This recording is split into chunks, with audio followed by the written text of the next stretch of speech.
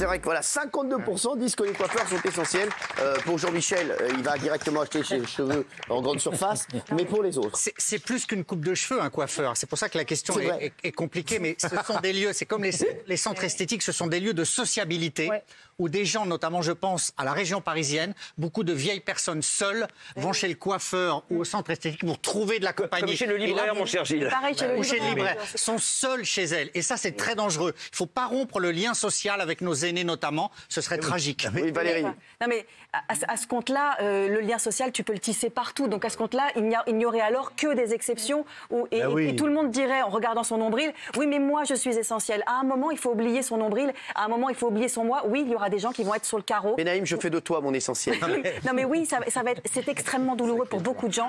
Évidemment, pour les coiffeurs, c'est extrêmement douloureux parce qu'il y en a qui vont certainement mettre la clé sous la porte parce qu'ils n'arriveront pas à passer outre cette 30% deuxième... pourraient mettre la clé sous la porte. Mais malheureusement, il y a un moment où l'intérêt suprême, l'intérêt de la collectivité est au-dessus de l'intérêt individuel. C'est désolant, mais malheureusement, il va falloir faire ça. Raymond. Ouais, c'est désolant parce que c'est comme l'a dit Yann, c'est du cas par cas et après, comme a dit Philippe, chacun voit son nombril et vous vous rendez compte qu'on est arrivé dans une situation où tout le monde est en train de se fermer les uns les autres parce qu'on est en train de dire pourquoi lui il est ouvert, demain je le ferme. Exactement. Pourquoi lui il est ouvert, demain je le ferme. T'as vu, on peut pas acheter un livre rue de la Liberté à Colmar alors qu'on serait 3 dans cette librairie, alors que chez Leclerc, chez Carrefour et chez Auchan, ils sont 250 dans les rayons.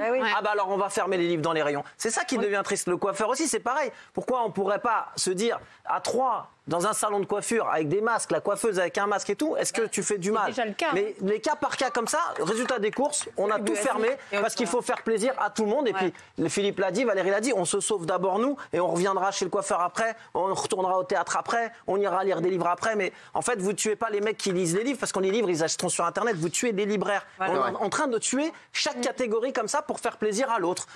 Pourquoi on a arrêté les livres chez Leclerc ou à Carrefour? Parce qu'il y a des libraires qui ont dit c'est pas normal, en grande surface ils les vendent. On prend le problème à l'envers. On prend le problème à l'envers. Au lieu de laisser les librairies, on ferme la librairie dans Leclerc.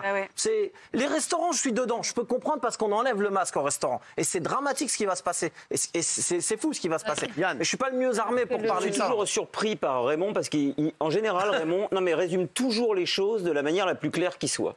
Vous voulez le pécho, hein.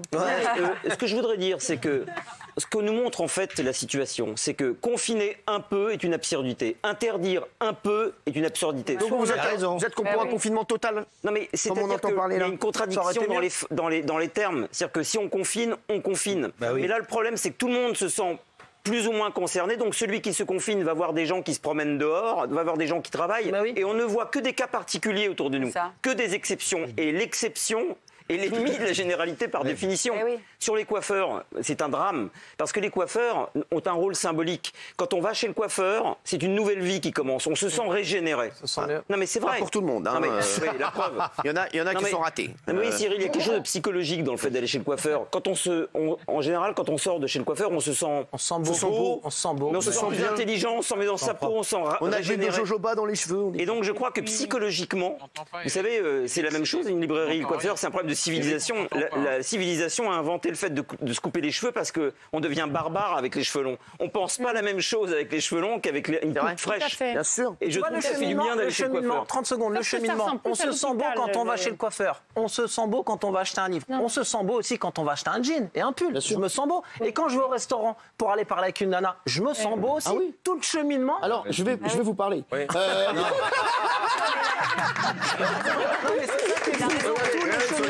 On a besoin de tout.